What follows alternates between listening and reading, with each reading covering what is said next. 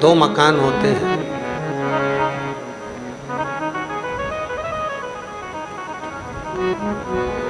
एक मकान चौराहे पर होता है, शहर में होता है, नगर में होता है, अच्छी जगह पर होता है। और दूसरा मकान किसी गली में, शहर के बाहर, कोई नगर के बाहर, कोई गांव के बाहर।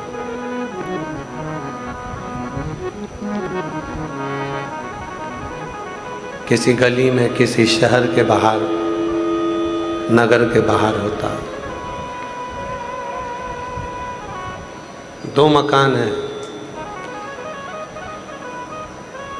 एक शहर के बीचों बीच है, चौराहे पर है, नगर में है, अच्छी लोकेशन पर है। और दूसरा शहर से बाहर, नगर से बाहर, गांव से बाहर, क्षेत्र से बाहर।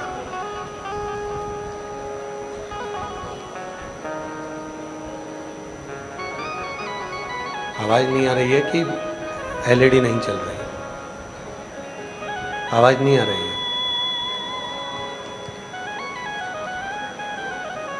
अच्छा, इसको बढ़ाओ आवाज। प्रेशर भी नहीं है, थोड़ा अंदर का और बाहर का दोनों साइड का प्रेशर। दो मकान है। एक मकान अच्छी लोकेशन पर है, अच्छी जगह पर है, शहर के अंदर है, चौराहे पर है।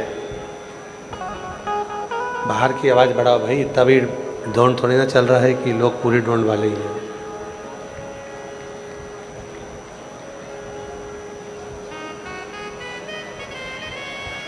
हैं?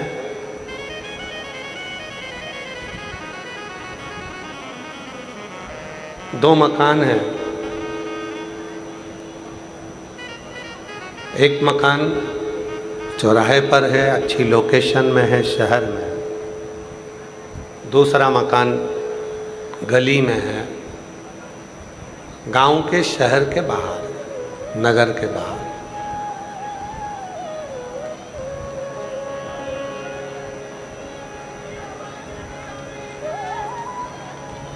नगर के बाहर। अब हम आपसे पूछें कि कौन से मकान की कीमत ज़्यादा रहेगी? जो चौराहे पर है, शहर के अंदर है, नगर में है, उसकी कीमत ज़्यादा है, या जो गली में है, शहर के बाहर है, नगर के बाहर है, उसकी कीमत ज़्यादा? कीमत किसकी ज़्यादा है? जो शहर के अंदर, जो नगर के अंदर है।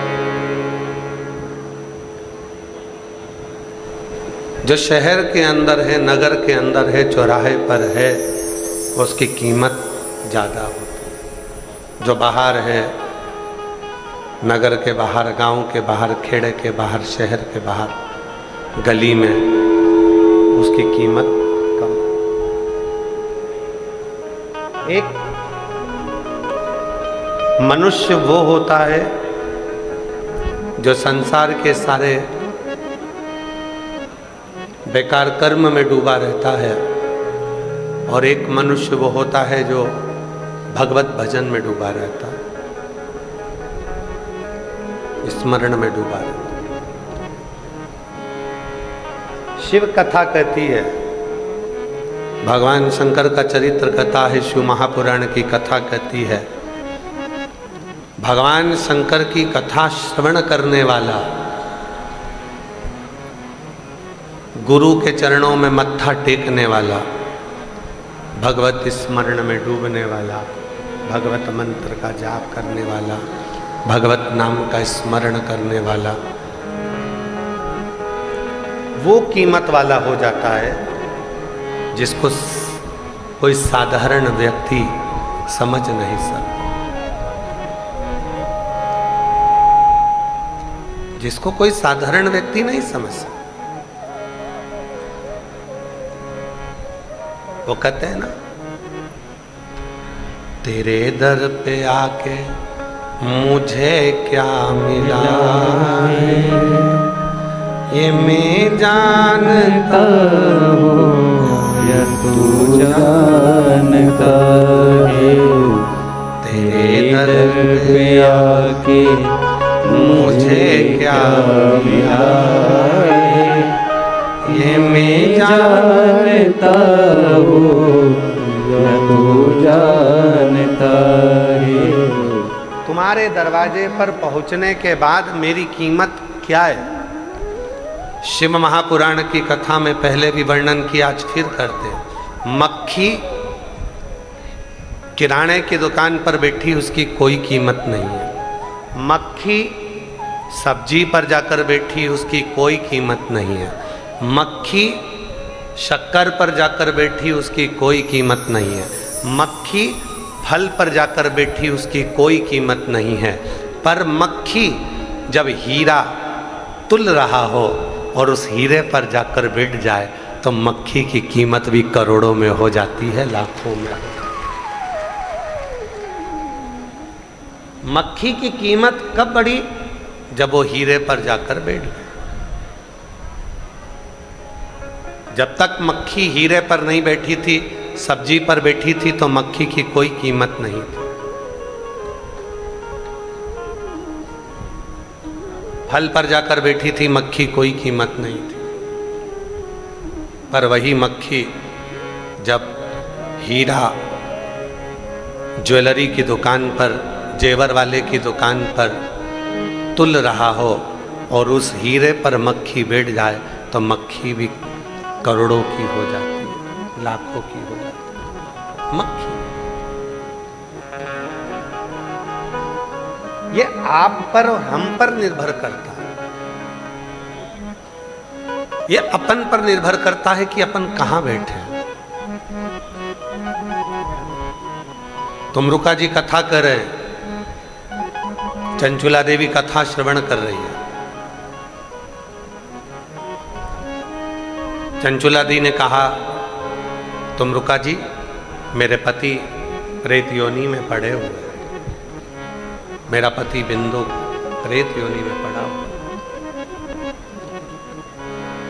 मेरा पति बिंदु प्रेत योनि में पड़ा हुआ है और हम यहाँ आपके सम्मुख में बैठकर कथा को श्रवण कर रहे हैं। मेरा पति तो प्रेत है, वो प्रेत योनि में चला गया, प्रेत योनि में पड़ा हुआ। तुमरुका जी मुस्कुराकर बोले, चंचुला, तुम्हारा पति प्रेत योनि में था, पर जब से शिव महापुराण की कथा में तुम्हारा पति आकर बैठा है, तब से वो प्रेत योनि में नहीं, देव योनि में आ गया है और भगवान शंकर की शरणागति में आ गया। वो प्रेत योनि में था पर अब नहीं।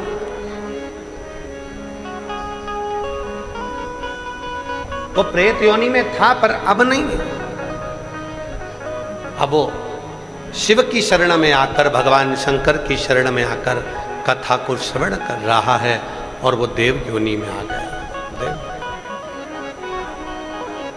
शिव कथा कहती है, भगवान शंकर का चरित्र कहता है, शिव महापुराण की कथा कहती है।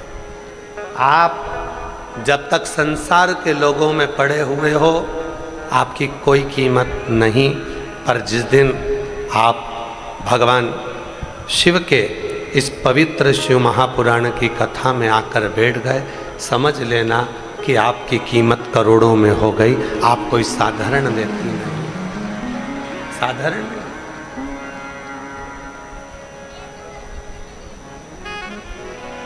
तेरे दर पे आके मुझे क्या मिला है, ये मैं जानता हूँ तू जानता है। तेरे दर पे आके मुझे क्या मिला है, ये मैं जानता हूँ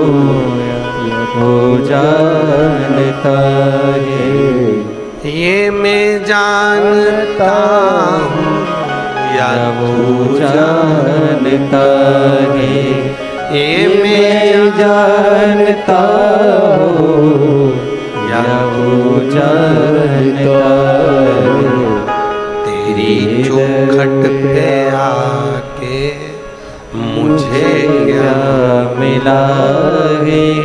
ये मैं जानता हूँ या वो जानता है। तेरे दरवाजे से कोई खाली नहीं गया और ये मैंने अनुभव किया।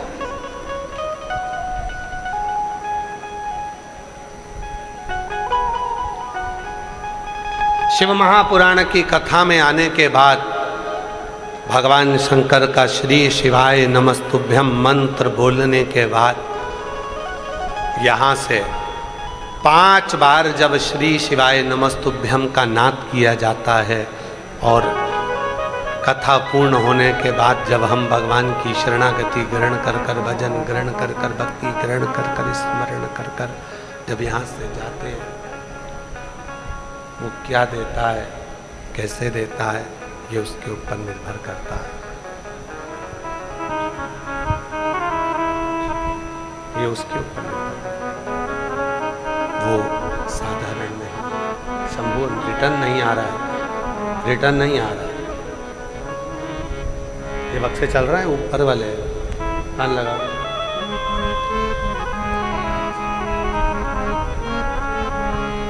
यहाँ पहुँचने के बाद शिव महापुराण की कथा में आने के बाद, शिव कथा को श्रवण करने के बाद क्या देगा, कैसे देगा, क्या प्रदान करेगा, ये वही जानता है। ये उसी के ऊपर निर्भर करता है।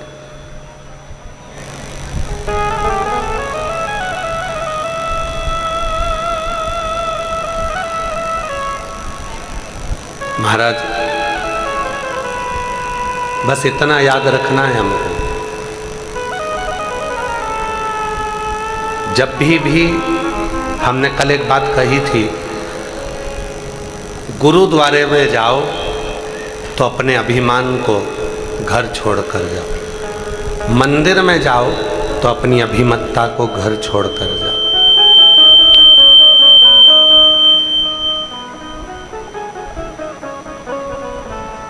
शिव महापुराण की कथा में जाओ तो अपने अभिमान को घर छोड़कर।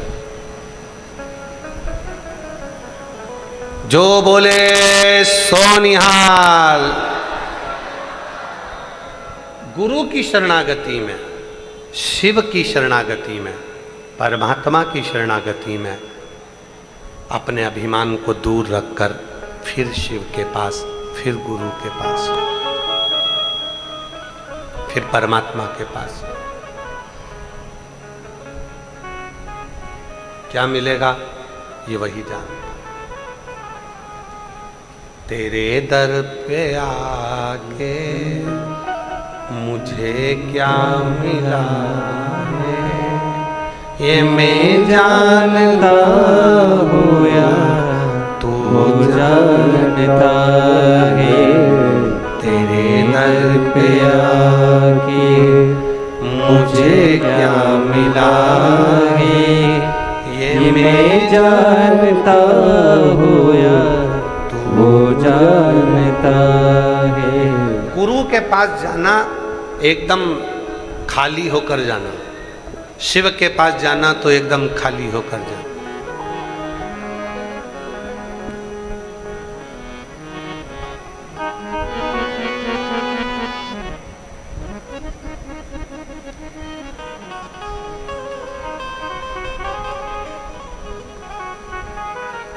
खाली होगा। अच्छा एक बात पूछे आप लोगों से, बोलेगा जरा भटिंडा पंजाब वालों, जरा बड़ी प्रेम से बताइएगा। मोबाइल में बहुत सारे फोटो भरते जाओ, व्यर्थ के फोटो इकट्ठे करते जाओ, करते जाओ, करते जाओ, करते जाओ, करते जाओ, व्यर्थ के जो काम के ही नहीं है। मोबाइल अच्छा चलेगा, अरे बोलो तो जम के नहीं चलेगा, हैंग मारेगा, अटक जाएगा, काम नहीं करेगा, बार बार बटन दबाना पड़ेगा, तो भी वो थोड़ी देर इंतजार करना पड़ेगा, फिर थोड़ा घूमेगा, फिर चले। व्यर्थ की फोटो मोबाइल में मोबाइल को हैंग कर देती है, और व्यर्थ की बातें दिमाग को हैंग कर देती है, मन को हैंग कर देती है। व्यर्थ जब मोबाइल में फालतू के फोटो रखते गए तो मोबाइल सही नहीं चलता। मन के अंदर अगर व्यर्थ की बातें रखते गए तो ये मन भी भगवान में नहीं लग पाता, ईश्वर में नहीं लग पाता, अटक जाता। तो क्या करना है?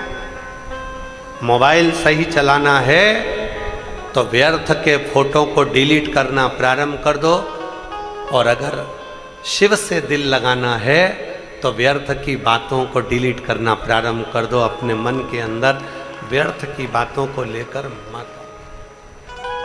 ये जितनी जितनी व्यर्थ की बातें हमारे अंदर आती है, उतना उतना हम मन को एकदम अपसेट कर एकदम निचोड़ कर बैठ लेना ही नहीं। आग लगे बस्ती में, जम के बोलो जरा, आग लगे बस्ती में क्या किसको रोइए। अपने को ज्यादा टेंशन नहीं लेना। आया, किसी ने कुछ कहा, सुनते से यहां से वहां निकाल दिया। किसी ने कुछ बोला, कोई ने कहा, यहां से वहां निकाल दिया। ठीक है। सास कुछ बोली, बहू का सबसे बड़ा फर्ज है। भगवान ने कितने कान दिए हैं? 2। काय के लिए दिए? व्यर्थ की बात आए तो एक कान से सुनो, दूसरे कान से निकाल दो। और कोई अच्छी बात आए तो जब भी हम आप लोगों के स्मरण में होगा, गुरुद्वारे में जब भी जाते हैं तो सिर पर कपड़ा ढक कर जाते हैं, पगड़ी बांध कर जाते हैं, सिर पर रुमाल डाल कर जाते हैं। क्यों? क्योंकि गुरु की जो वाणी मिले, हमारे सिर पर जब रुपट्टा हो, सर पर जब कपड़ा हो, तो गुरु की वाणी अंदर प्रवेश तो करे पर निकल कर बाहर ना जाए, वो वाणी हमारे दिल में उतर जाए। इसलिए हम सिर पर रुपट्टा डालकर गुरुद्वारे में जाते हैं, गुरु की वाणी सुनने के लिए जाते हैं।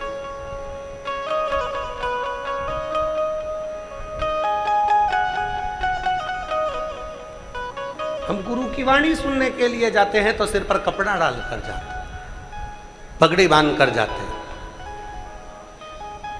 गुरु की वाणी मिले, गुरु के शब्द मिले, पर वो बाहर ना निकले, हमारे भीतर उतर जाए। और व्यर्थ की बात मिल जाए, तुरंत डिलीट करो। सास ने कोई व्यर्थ की बात कह दी, पलट कर जवाब नहीं देना, डिलीट कर देना। ससुर ने कुछ कह दिया, व्यर्थ की बात कह दी, डिलीट कर दो। बहू ने कुछ कह दिया, सास को डिलीट कर दो। पति को कुछ कहा, डिलीट करो। पति ने कुछ कहा पत्नी से, डिलीट करो। ये जितना अगर तुम इसको रखते जाओगे, मैं शादी कर कर आई थी और मेरे घर के लोगों ने ऐसा बोला था, मैं ऐसा कर कर आई थी, उन्होंने ऐसा कहा था, मकान के मुहूर्त में ऐसा बोल दिया था, फैक्ट्री के मुहूर्त में ऐसा बोल दिया था, हम रखते गए, फिर जैसे फोन हैंग मारने लगता है, उसी तरह ये दिमाग भी हैंग करने लगता है, ये मन भी विचलित होने लगता है। डिलीट करना सीख लो।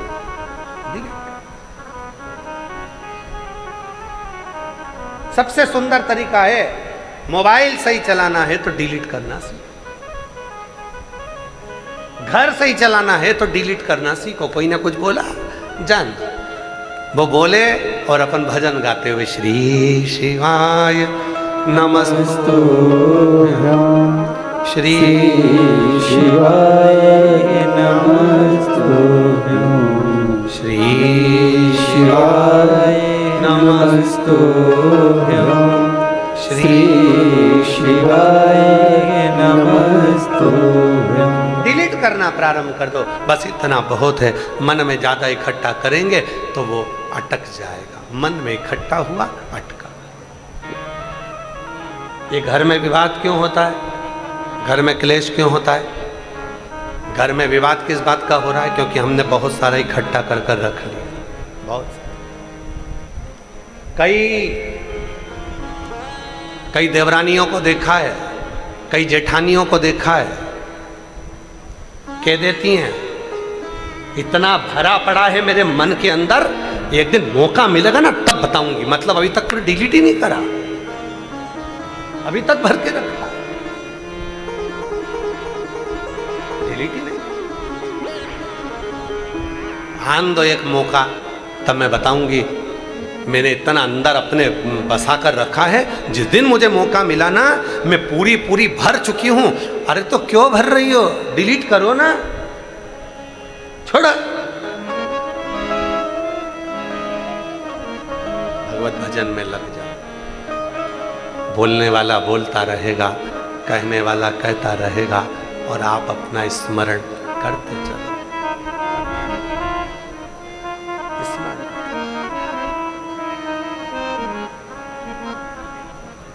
आप स्मरण में डूबे रहो, भजन में डूबे रहो, भक्ति में डूबे रहो, होगा, देखा जाए।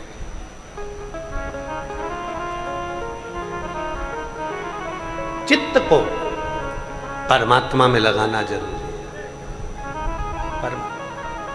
और जिस दिन तुम्हारा चित्त परमात्मा में लगना प्रारंभ हो गया, समझ लेना कि तुम्हारे जीवन में जितनी चिंता थी वो चली गई। पहले साधु, सन्यासी, तपस्वी, साधक, उपासक, संत, ब्राह्मण, सन्यासी, कोई फकीर, कोई भिक्षुक जब दरवाजे पर मांगने के लिए आता था तो पैसे नहीं मांगता था, अन्न मांगता था। आटा दे दो, चावल दे दो, रोटी दे दो, भोजन दे दो। बोलो सही है कि गलत है? पहले के समय में संत आते थे, साधु आते थे, सन्यासी आते थे, तपस्वी आते थे, फकीर आते थे। दरवाजे पर अगर कोई मांगने आता था तो वो खाने के लिए मांगता था, कुछ मुझे भूख लगी है, भोजन दे।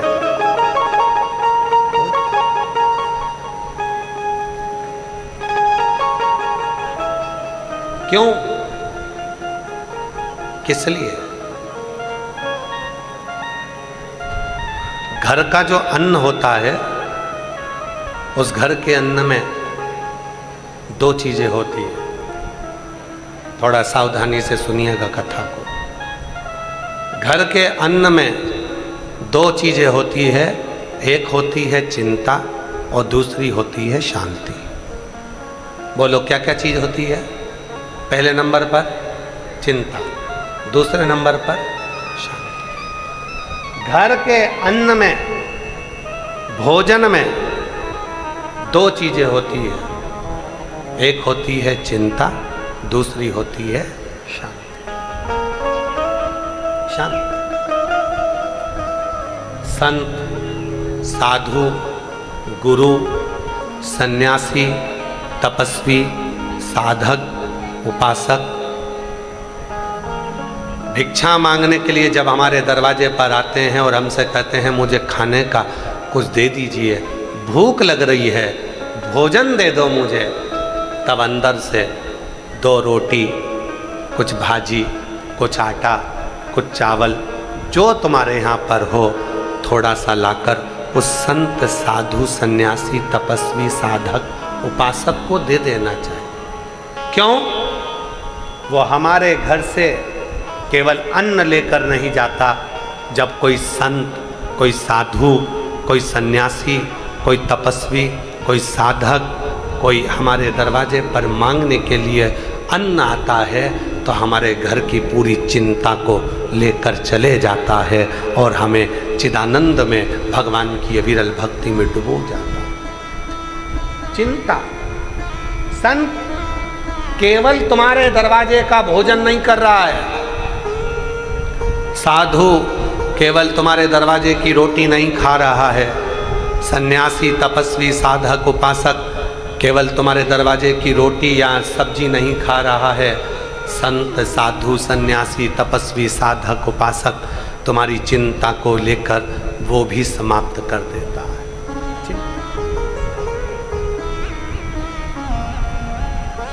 पर आजकल का एक नया फैशन हो गया। आज के ज़माने में संत साधु को रोटी दो तो लेते नहीं है, पैसा चाहिए।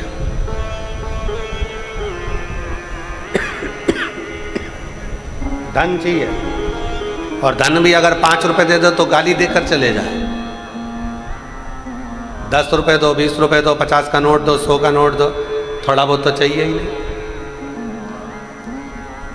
क्योंकि असली साधु है ही नहीं।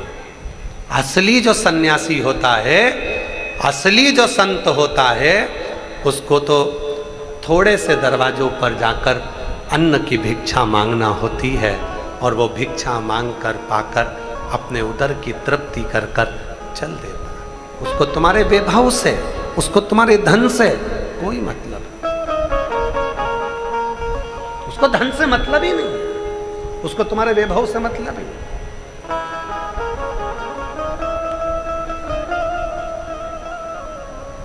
उसको धन नहीं चाहिए, वो तो आवाज लगा कर कहेगा मां भूख लगी है, भोजन दे दो।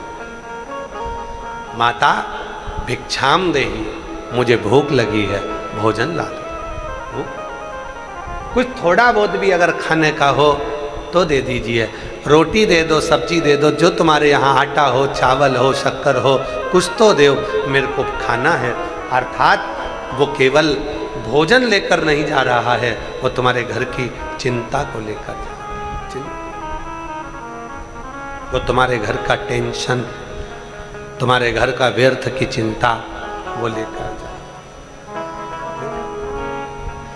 घर के अन्न में 2 चीजें होती है, एक चिंता, एक शांति। घर का अन्न घर में तैयार हुआ, कोई संत साधु उस अन्न को मांग कर लेकर गया, समझ लेना तुम्हारी चिंता आज लेकर चला गया है।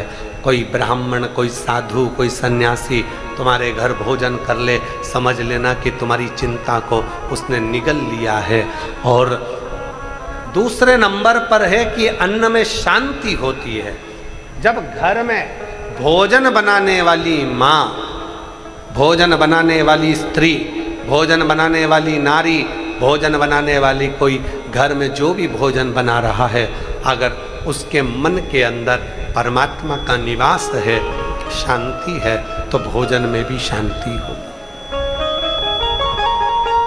भोजन में भी शांति।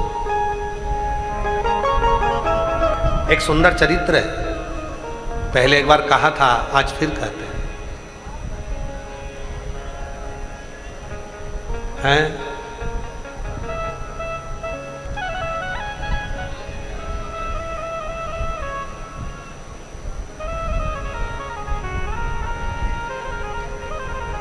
एक सुंदर सी कथा है, बड़ी सुंदर।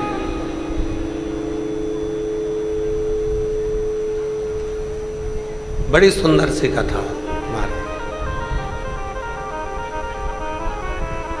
एक राजा खूब टेंशन में रहता था, खूब टेंशन। राजा इतना टेंशन करता था, इतना टेंशन करता था कि राजा को भी समझ में नहीं आता था कि मैं इतना चिंता में, इतना टेंशन में कैसे रहता। आवाज़ सेट नहीं हुई है, बाहर का पूरा गूंज गूंज हो रही है, और यहाँ की तो खैर आवाज़ जाने दो, पर वहाँ की आवाज़ इतनी आ रही है क्योंकि वो गूंज के कारण आ रही है।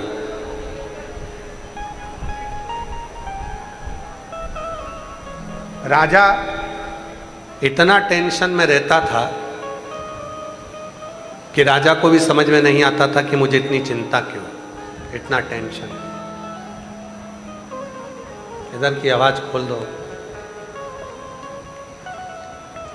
राजा को समझ में नहीं आता था कि मैं इतना टेंशन में क्यों। राजा ने अपने मंत्रियों को बुलाया, पूछा कोई विद्वान ज्योतिष आचार्य को लेकर आओ, पूछो कि मेरे मन में इतनी अशांति क्यों रहती है। किसी ज्योतिष आचार्य ने कहा तुम्हारे ग्रह बेकार चल रहे हैं।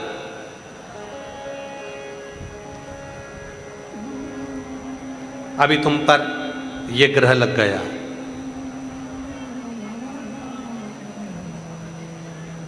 फिर किसी दूसरे को बुलाया, उसने कहा कि तुम एक काम करो कि तुम्हारे अभी समय बेकार चल रहा है, ये नग पहन।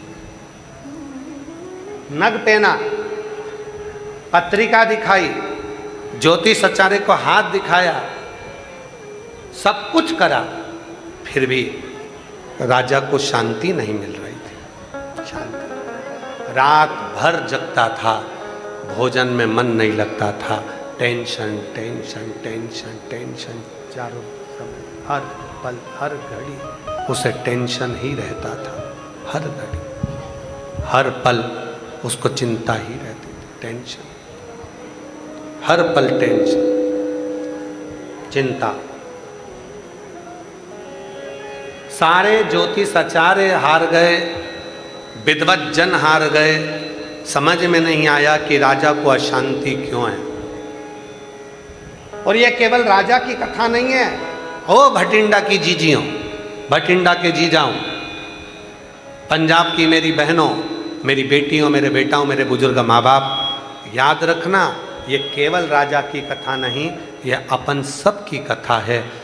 सबको दिखाया, ज्योतिष आचार्य को हाथ भी दिखाया, पत्रिका भी दिखाई, नग भी पहना, सारा साथ काट देना, सब कुछ करा, सब कुछ देखा, सब कुछ पाया, परंतु कोई सुख का अनुभव नहीं। सब कर कर देख लिया, परंतु उसका कोई सुख का अनुभव। शंभु शंभु शंभु शंभु शंभु शंभु शंभु, सब कुछ कर कर देख लिया, पर कोई अनुभव नहीं, कोई शांति नहीं। आखिरी में राजा ने सब समाप्त करा और राजा अपने गुरु के पास गया। अब गुरु जो होता है ना, वो ना तो तुम्हारी ज्योतिषी करेगा, गुरु ना तुम्हारा हाथ देखेगा, गुरु ना तुम्हारा भाग्य बताएगा। अगर असली गुरु है तो तुम्हारा भाग्य नहीं बताएगा, असली गुरु तुम्हें परमात्मा से जोड़कर तुम्हें भाग्यवान बनाने का प्रयास करेगा। वो तुम्हारा भाग्य बताने का प्रयास नहीं करेगा।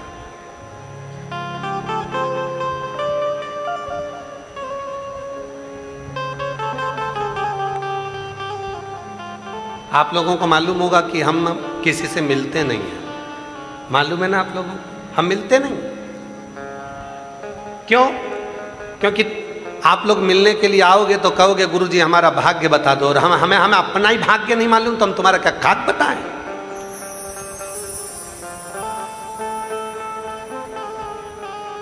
हम तुमसे नहीं मिलते, आपको बुरा लगे भला लगे कैसा भी लगे, पर हम किसी से नहीं मिलते। लोग कहेंगे गुरुजी हमारी पत्रिका देख लो, हमारा हाथ देख लो, हमारा भाग्य बता दो, ये बता दो मैं क्या करूं। भैया हमको ही नहीं मालूम हमारा खुद का, तो हम तुम्हारा क्या खाक बताएं, हमें नहीं।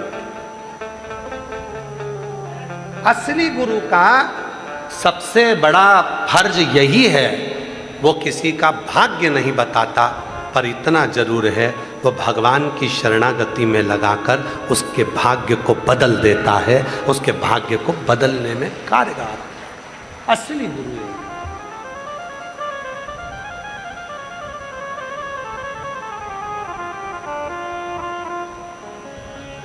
राजा अपने गुरु के पास गया। गुरुजी ने पूछा राजन आज तुम अपना पूरा काम छोड़कर मेरे नगर में, ये मेरी कुटिया में क्यों?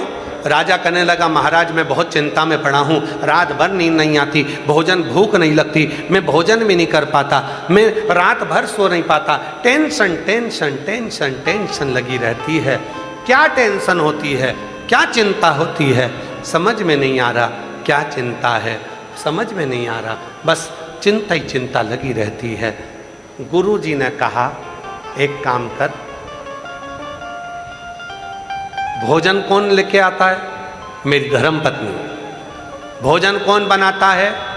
भोजन बनाने वाली एक दासी रखी है, भोजन बनाती। गुरु ने कहा वो भोजन बनाने वाली जो है उसको बुला, उससे पूछ तेरे घर में कोई परेशानी तो नहीं है।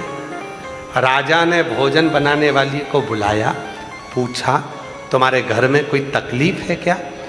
उस भोजन बनाने वाली ने कहा बारिश आने वाली है, मेरा ऊपर का छत पूरा टूटा हुआ है, पिछले वर्ष भी पानी टपकता रहा, पूरा घर गीला हो जाता था, बच्चों को खाने को नहीं मिलता था।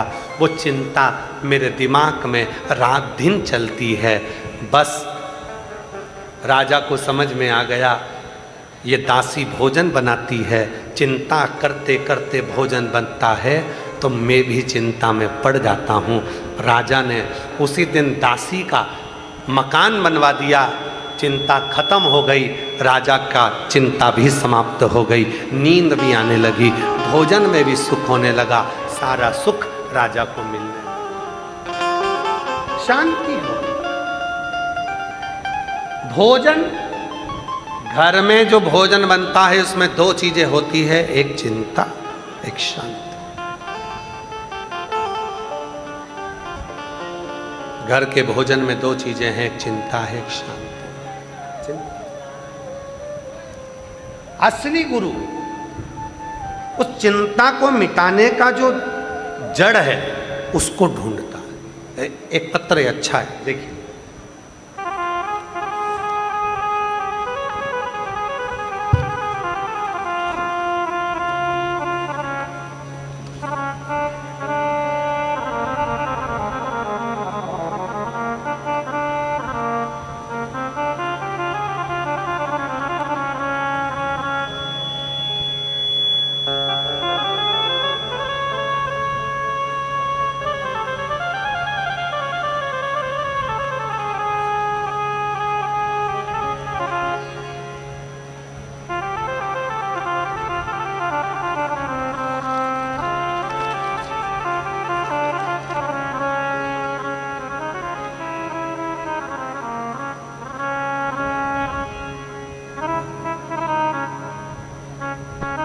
गुरुजी, मैं राजस्थान जिला श्री गंगानगर पदमपुर डेलवा की रहने वाली हूँ।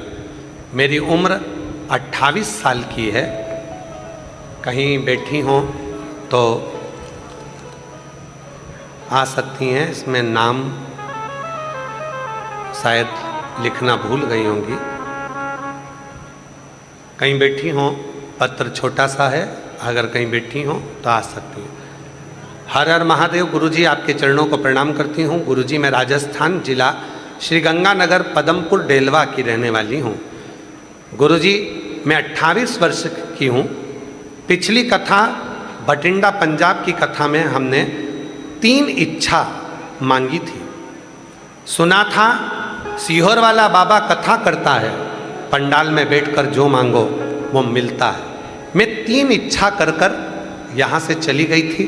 भटिंडा पंजाब की कथा में 3 बातें बाबा को बोलकर, क्लीन करो, आवाज़ को क्लियर करो, 3 बातें बोलकर बाबा को चली गई थी। गुरुजी, मेरी पहली बात थी, मेरी बुआ जी के गले में कैंसर की गठान हो गई थी। गुरुजी, बाबा से बोल कर गई थी, बाबा तू कैसे भी कर कर उस गठान को गला देना। यहाँ से गई, मिट्टी ले गई, अपनी बुआ जी को दे दी। वो मिट्टी मेरी बुआ ने लगाना प्रारंभ करा, डॉक्टरों का इलाज कराती, क्योंकि आप कहते हो कि डॉक्टर शिव का एक रूप होते हैं। अगर शरीर में रोग आए, बीमारी आए तो सबसे पहले डॉक्टर के पास जाओ, क्योंकि डॉक्टर शंकर है, उसका इलाज करो। वो जांच बोले जांच कराओ, दवा बोले दवा खाओ, और फिर शिव जी पर भरोसा कर कर उसकी दवाई लेना प्रारंभ करो। मेरी बुआ जी ने वही करना प्रारंभ करा और बाबा की ऐसी कृपा हुई गुरुदेव, मेरी 3 इच्छा में से एक इच्छा बाबा ने पूरी करी। मेरी बुआ के गले का कैंसर समाप्त हुआ। गुरुदेव, दूसरी मैंने इच्छा करी थी, भोलेनाथ जी से कहकर गई थी, बाबा या तो मेरी सरकारी नौकरी लगा दे या मेरे लिए जो अच्छा हो वो तू काम करा दे। बाबा ने ऐसी कृपा करी गुरुदेव, भटिंडा पंजाब की कथा सुनकर गई, 3 महीना भी नहीं हुआ और बाबा ने ऐसी कृपा करी, मेरा खुद का दुकान खुलवा दिया। और मेरा दुकान खुलवा कर बाबा ने मेरा स्वयं का व्यापार चालू करवा दिया। मैंने कभी भी सपने में भी सोचा नहीं था इतनी छोटी उम्र में बाबा मुझे बिजनेस वुमेन बना देंगे। सारे रिश्तेदारों के घर वालों ने सबने बोला मत कर, काम नहीं चलेगा। गुरुजी मुझे पहले बच्चा भी नहीं था, मैंने इसी भटिंडा की कथा में तीसरा वर मांगा था कि बाबा मेरे घर संतान नहीं है, तो संतान दे देना। बाबा 3 वर मांग कर गई थी, पहले बुआ के गले का कैंसर समाप्त हो, दूसरा मेरा या तो सरकारी नौकरी हो जाए या मैं खुद का व्यापार करूं। बाबा ने मेरा खुद का व्यापार कर दिया। तीसरा वर मांगा था कि मेरे घर में औलाद हो जाए, और बाबा की कृपा ऐसी हुई कि 1 महीना बाद ही बाबा की कृपा से गर्भवती हो गई और बाबा की कृपा मुझ पर हो गई। मेरी तीनों मनोकामना पिछली बार भटिंडा की कथा की पूरी हो गई। मैं बाबा को यहाँ प्रणाम करने के लिए आई। एक विश्वास, एक भरोसा, एक दृढ़ता।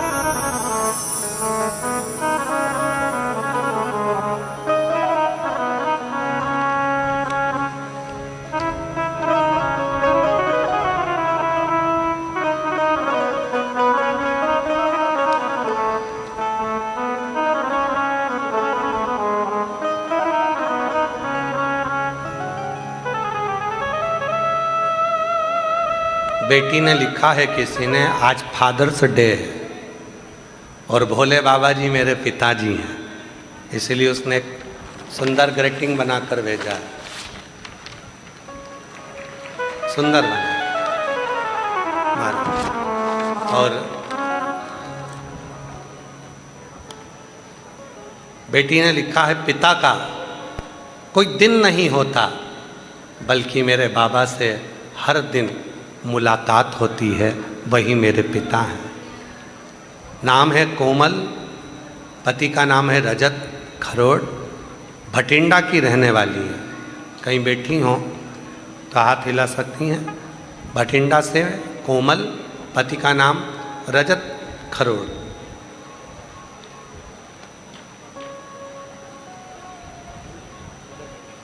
कहाँ है? हाथ हिला। आ जाओ आ जाओ, जिस बेटी ने ये पत्र लिखा है। जाओ। और जो जैसी भावना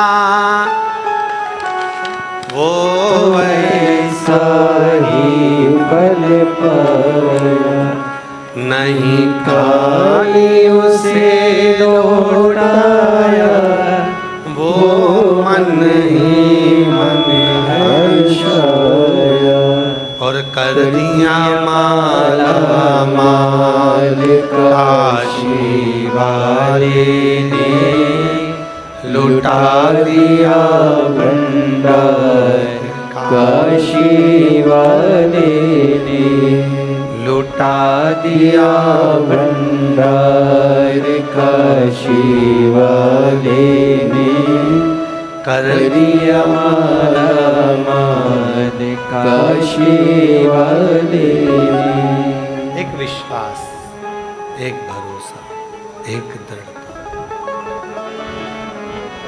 अपने भीतर उत्पन्न करिए। जब विश्वास भीतर उत्पन्न होगा, दृढ़ होगा, तो शिव जरूर मिलेगा, भगवान शंकर जरूर प्राप्त होंगे, मिलेंगे। घर के अन्न में 2 चीजें होती हैं, एक चिंता भी होती है, एक शांति भी होती है। चिंता भी है, शांति। साधु, संत, सन्यासी, तपस्वी, साधक, उपासक भिक्षा मांगे, अन्न की, अन्न दे दो। चिंता, भोजन कौन बना रहा है, कैसे बना रहा है,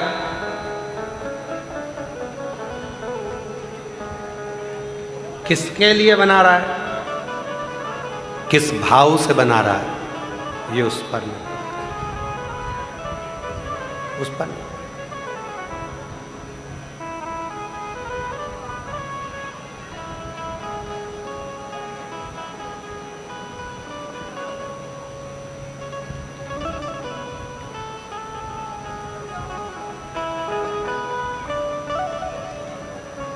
एक बार नांदेड़ में कथा थी।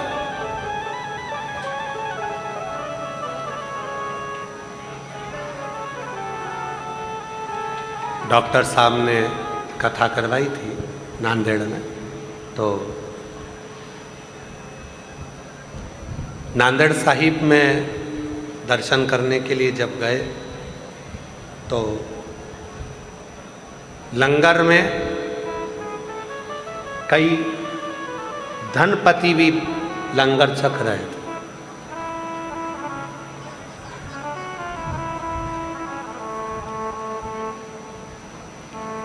किसी से पूछा कि बहुत पैसे वाले लोग करोड़पति भी लंगर छक रहे हैं। उन्होंने कहा, गुरुजी, होटल का भोजन तो बार बार मिल जाता है, ढाबे का भोजन भी बार बार मिल जाता है, पर गुरु की शरणागति का भोजन बहुत कम मिलता है और जो पाता है वो निहाल हो जाता है। जो वो निहाल। किस भाव से बनाए भोजन, किसके लिए बनाए भोजन, किसको भोग लगाया गया इस भोजन का, किस भाव का है वो हमें सुख देता। सुख। कितना सुंदर एक चरित्र आता है शिव पुराण का, एक बड़ा सुंदर सा चरित्र आता है। एक बार माता पार्वती जी ने भोजन बनाया और भोजन बनाकर माता पार्वती जी ने भोजन बनाया, सबको सूचना दी, भोजन तैयार है, भोजन करो। सब आए। मां अन्नपूर्णा के हाथ के भोजन का इतना प्रभाव था, इतना प्रभाव था कि भूत प्रेत डाकनी पिशाचनी चुड़ैल भयंकर भयंकर जितने भी शिव जी के गण थे, जब वो भोजन करते थे, भोजन ग्रहण करते थे तो कितना ही खा ले, तृप्ति ही नहीं मिलती, तृप्ति ही नहीं।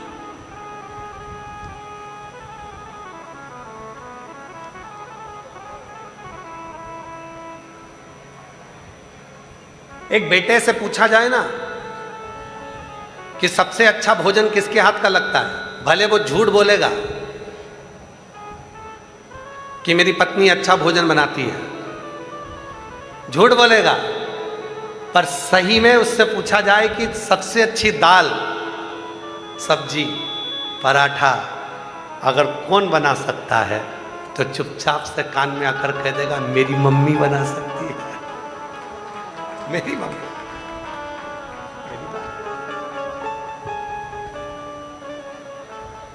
कभी कभी बेटियां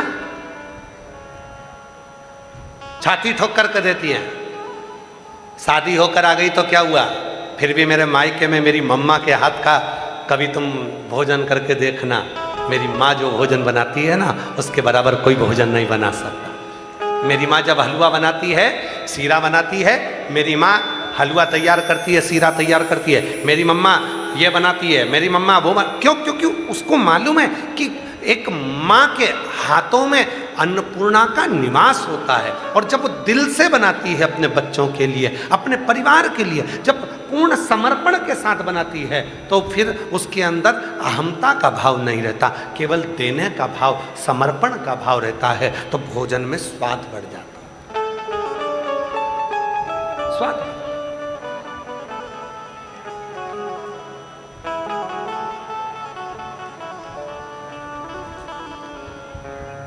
शिव कथा कर रही है, भगवान शंकर का चरित्र कर रहा है, शिव महापुराण की कथा कहती है कि शिव तत्व की प्राप्ति अन्न के दो भाग हैं, एक उसमें चिंता भी है, एक उसमें शांति भी है। तो चिंता का जो भाग है, हम जब आपको कथा में पहले कहा था, आपके स्मरण में है कि नहीं है हमको नहीं मालूम, पर एक बार कथा में कहा था, आप लोगों को हो सकता है याद हो, हमारे घर के अंदर कोई अतिथि अपने पानी पीने के बाद गिलास झूठा कर कर हमारे घर में जब रखता है, जितनी देर हमारे घर में वो झूठा गिलास अतिथि के मुख का झूठा रखा रहता है, उतनी देर वो हमारे घर की सारी चिंताओं का हरण कर लेता है। अतिथि देवो भव, अतिथि।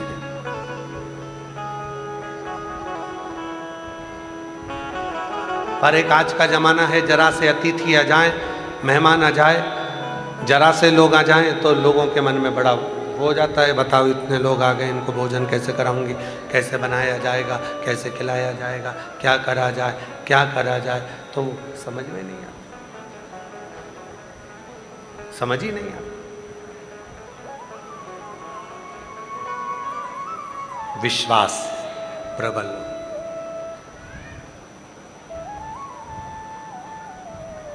स्वयं तुमरुका जी ने चंचुला देवी से कहा, चंचुला तुम कहती हो कि तुम्हारा पति प्रेत योनि में पड़ा हुआ है, वो प्रेत योनि में पड़ा था, अब वो प्रेत योनि में है नहीं, अब वो प्रेत योनि में नहीं।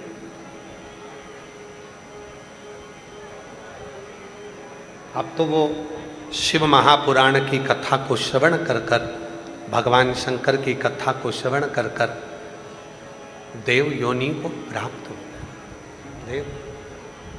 इसीलिए जितने भी शिव महापुराण की कथा में जो भी बैठे हुए हैं, जो कथा को श्रवण करने के लिए आए हैं, जो भगवान शंकर की पवित्र कथा को श्रवण कर रहे हैं, जो अपने भीतर शंकर भगवान की पवित्र कथा का स्मरण कर रहे हैं, याद रखना, अगर दुनिया के लोग तुम्हें गाली दे रहे हैं, दुनिया के लोग अपशब्द कर रहे हैं, दुनिया के लोग ताना दे रहे हैं, दुनिया के लोग आड़ा टेढ़ा कर रहे हैं, कहने दो, पर आज कथा श्रवण करने के बाद तुम्हारे चित्त में ये लेकर आ जाना कि हम कोई साधारण नहीं है, जो भगवान शंकर ने अपनी कथा में हमको बुलाया, बिठाया और कथा का रसतत्व ग्रहण कराया। आवाज़ सेट नहीं हो रही है, अंदर की आवाज़, बाहर की आवाज़ तो इतनी गूंज के आ रही है कि अंदर की आवाज़ को समझ ही नहीं आ रही। यहाँ पर एक जनी आकर यहाँ सुनो तो सही, बाहर की पूरी चोंगे जैसी आवाज़ यहाँ आ रही है।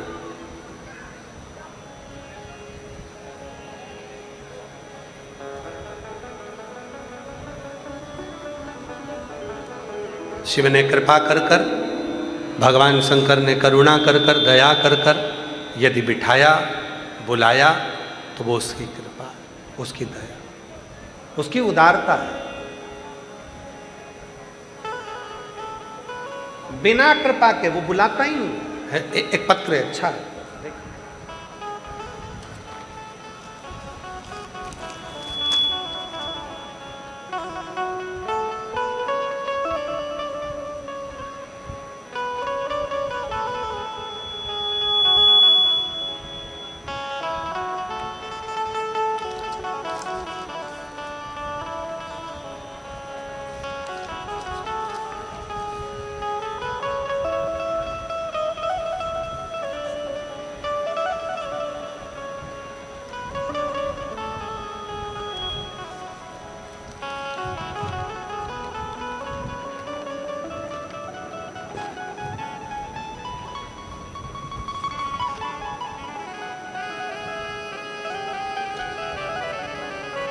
आ जाओ आ जाओ आ जाओ।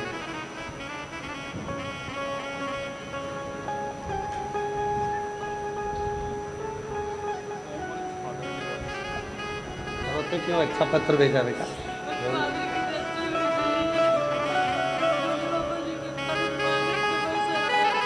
बस वो संभालता तो है, उसको क्या बेटी का कहना है, पापा शांत हो गए, उसी दिन से जो जो तकलीफ होती है शिव जी से कह देती है, शंकर को पिता मानती है, और जो शिव जी से कहती है शिव पूरा करके चले जाते हैं। एक बार जोरदार ताली बजाएं। आंसू पोछो, अच्छा खुश होकर जाओ। जो दिल से मांगोगे वो दिल से देगा, जो दिल से मांगोगे वो दिल से दे देगा। मेरा भोला भंडारी है, मेरा भोला भंडारी है, खाली झोली भर देगा। मेरा भोला भंडारी है, खाली झोली भर देगा। मेरा नाम राजरानी है, मेरे पति का नाम किशन चंद है। हम भटिंडा के रहने वाले हैं। हम भटिंडा के रहने वाले हैं। गुरुजी, मैं एक लोटा जल का महत्व बताना चाहती हूँ।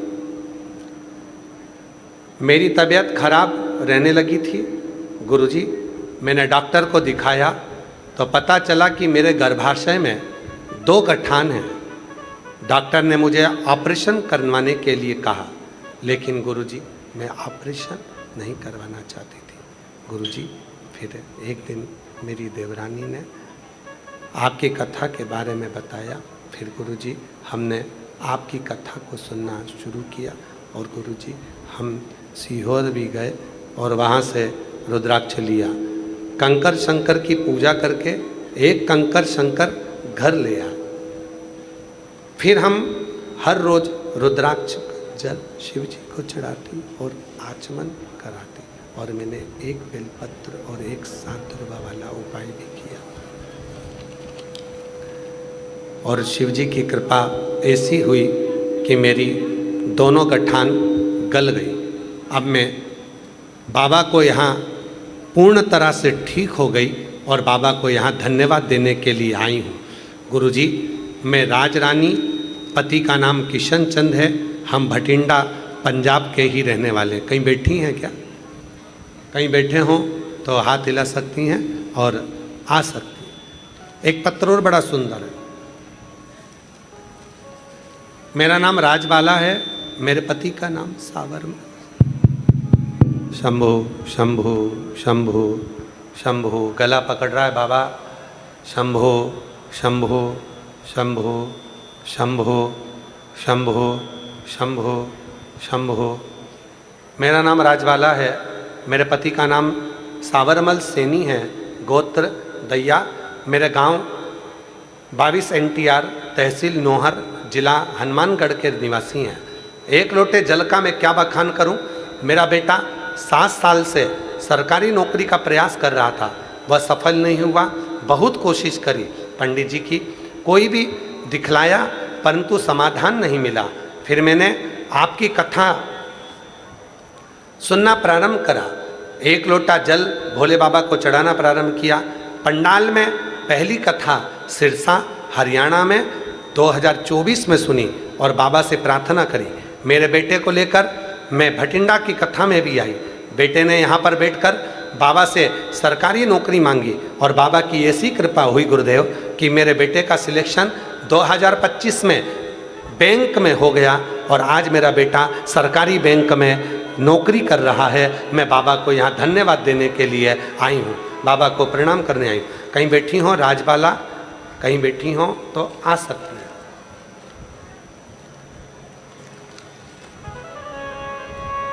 और तेरी कृपा का भरोसा अब किस पर हो जाए जरा सी हम पर कर दो, जरा सी हम पर कर दो। तेरी कृपा का क्या है भरोसा, अभी ठीक है, किस पर इसको हुआ। हो जाए जरा सी हम पर कर दो, जरा सी हम पर कर दो। जिस पर 2 गठान हो गई थी गर्भाशय में, डॉक्टर ऑपरेशन का कहे थे। माँ ने हिम्मत नहीं हारी, यही भटिंडा की कथा को श्रवण किया और बाबा पर भरोसा कर जल चढ़ाना प्रारंभ किया। आज पूर्ण तरह से स्वस्थ होकर आई है। एक बार जोरदार ताली बजाओ साहब।